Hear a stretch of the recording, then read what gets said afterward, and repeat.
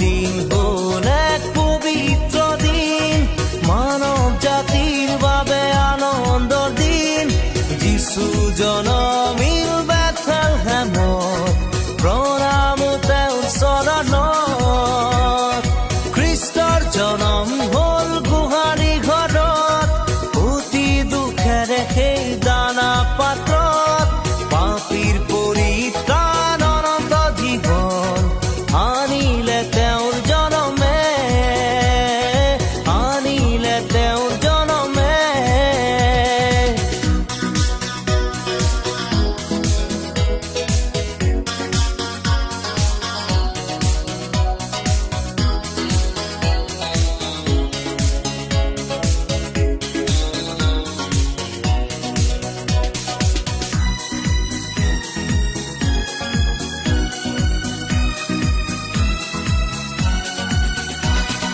দূতগণে গালে জনমৰ গান, মেলখিয়াই পালে শুভ সংবাদ।